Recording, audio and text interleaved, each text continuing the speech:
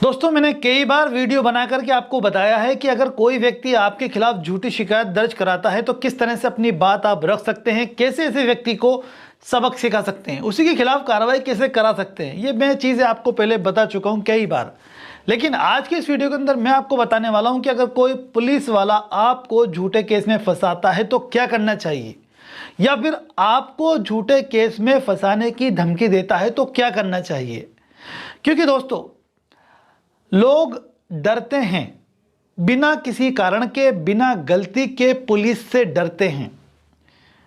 और यही रीज़न है कि पुलिस के पास ये पावर है कि यार मैं बिना डराए किसी को डरा सकता हूं, तो मैं क्यों ना उनको डरा करके अपनी वर्दी का इस्तेमाल करूं या अपने पावर का इस्तेमाल करूं।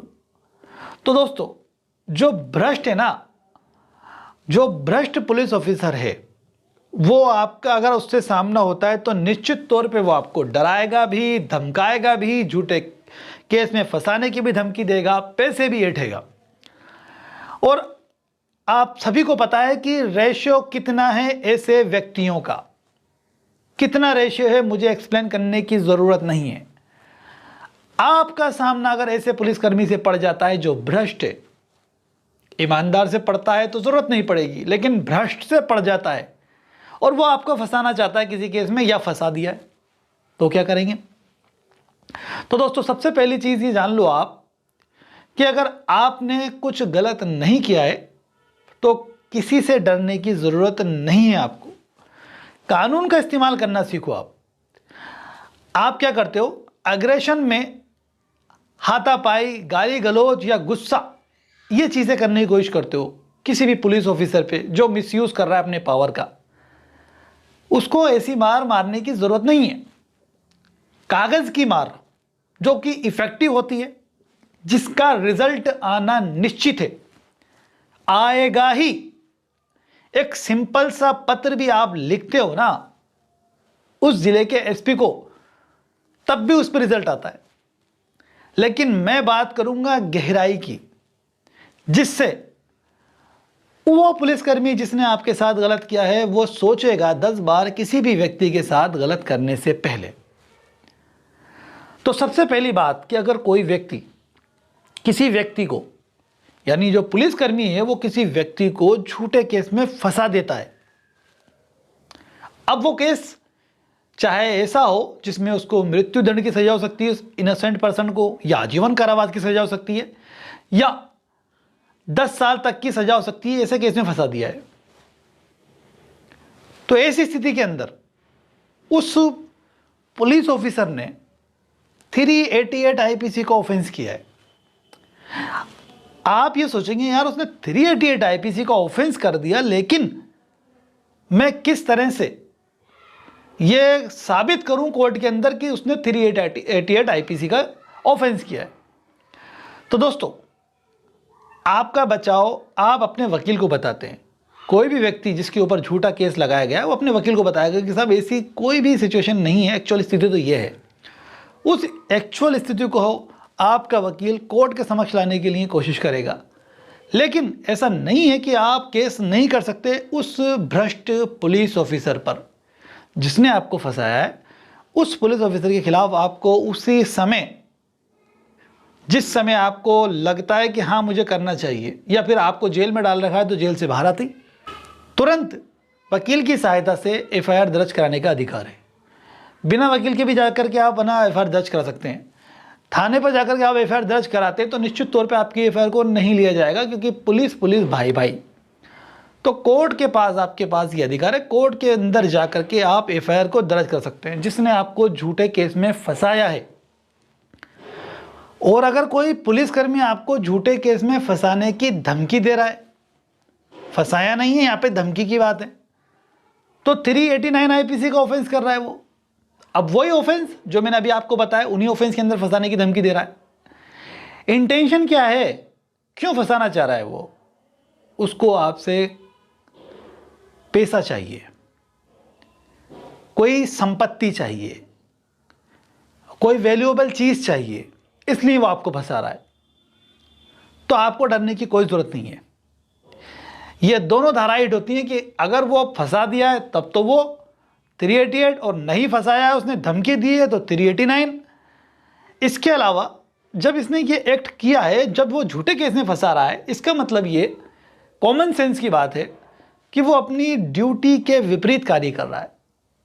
जो ढंग उसको बताया है, जो उसका आचरण होना चाहिए उसकी ड्यूटी के प्रति, उसका वैसा आचरण नहीं है। वो आपको फॉल्स एलिगेशन लगा करके झूठे केस में फंसा रहा है, तो 166 आईपीसी का भी ऑफेंस कर रहा है। 388 और 389 का जो उसने ऑफेंस किया झूठे केस में फंसाने वाली बात जो करके, या झूठे केस में फंसाया या धमकी दी, तो ऐसे व्यक्ति को 10 साल तक की सजा हो सकती है, ऐसे पुलिसकर्मी को। और 166 में जो कि विपरीत कार्य कर रहा है अपनी ड्यूटी के, 1 साल तक की सजा हो सकती है। और 166 ए के अंदर 2 साल तक की सजा हो सकती है। और कोई अगर फॉल्स डॉक्यूमेंट तैयार कर रहा है, जाहिर सी बात है जब झूठा केस आपके विरुद्ध वो बना रहा है तो डॉक्यूमेंट भी फॉल्स क्रिएट कर रहा है। 167 आईपीसी का ये ऑफेंस है। 167 आईपीसी के तहत ऐसे झूठे दस्तावेज रचने वाले पुलिसकर्मी को 3 साल तक की सजा हो सकती है। और जब वो झूठे दस्तावेज रख रहा है तो फिर जो एविडेंस कलेक्ट कर रहा है, एविडेंस जो वो तैयार कर रहा है, वो भी साक्ष्य झूठी है। जो झूठी साक्ष्य इस्तेमाल करेगा पुलिसकर्मी, ये जानते हुए कि यार ये झूठी साक्ष्य, 196 आईपीसी का वो ऑफेंस कर रहा है, 7 साल तक की सजा हो सकती है इस धारा के अंदर उस पुलिसकर्मी को, और जुर्माने से भी दंडित किया जाएगा। जो व्यक्ति किसी जो पुलिस वाला है अगर भ्रष्टतापूर्वक, जाहिर सी बात है करप्ट पुलिस ऑफिसर इस तरीके की एक्टिविटी करते हैं, भ्रष्टतापूर्वक ऐसी फॉल्स रिपोर्ट तैयार कर रहा है, कानून के विपरीत जाकर के वो रिपोर्ट तैयार कर रहा है आपके खिलाफ, झूठी रिपोर्ट, तो 219 आईपीसी का वो ऑफेंस कर रहा है, 7 साल तक की सजा हो सकती है ऐसे पुलिसकर्मी को, और साथ ही जुर्माने से भी दंडित किया जाएगा। इसके अलावा 220 आईपीसी का भी वो ऑफेंस कर रहा है जिसमें भी 7 साल तक की सजा हो सकती है, क्योंकि वो आपको रॉन्गफुल कन्फाइनमेंट में रख रहा है।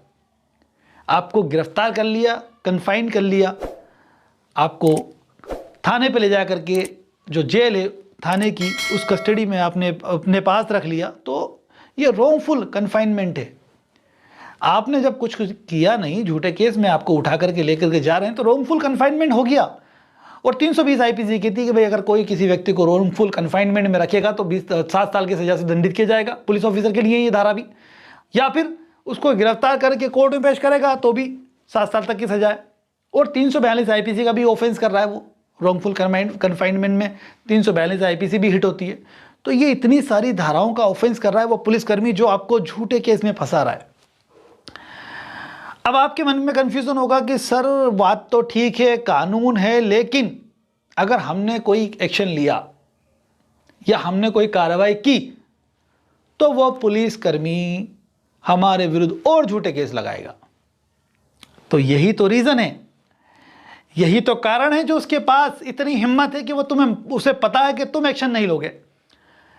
अरे वो डर तुम्हारे अंदर ऑलरेडी है, इसीलिए तो वो कर रहा है इस काम को इजीली। जब आप एक्शन लोगे तभी तो आपको पता चलेगा कि उसके मन में भी डर है इस बात का कि उसकी जॉब जाएगी, टर्मिनेट हो जाएगा वो। लेकिन इस्तेमाल नहीं करते हम कानून का, बस पुलिस के नाम से, अरे भाई पुलिस तो बहुत मारती है, अरे भाई कौन से कानून के तहत मारती है, क्या अधिकार भी है मारने का, पता ही नहीं करना चाहते, जानना नहीं चाहते। अगर कोई मिसयूज कर रहा है पावर तो उसके खिलाफ एक्शन नहीं लेना चाहते। डरने की जरूरत क्यों नहीं है पुलिस से, ये मैं बताऊंगा आपको नेक्स्ट वीडियो के अंदर। तो इस वीडियो को लाइक कर दें, शेयर कर दें, और गारंटी है मेरी कि उस वीडियो को देखने के बाद आप किसी पुलिसकर्मी से डरेंगे भी नहीं।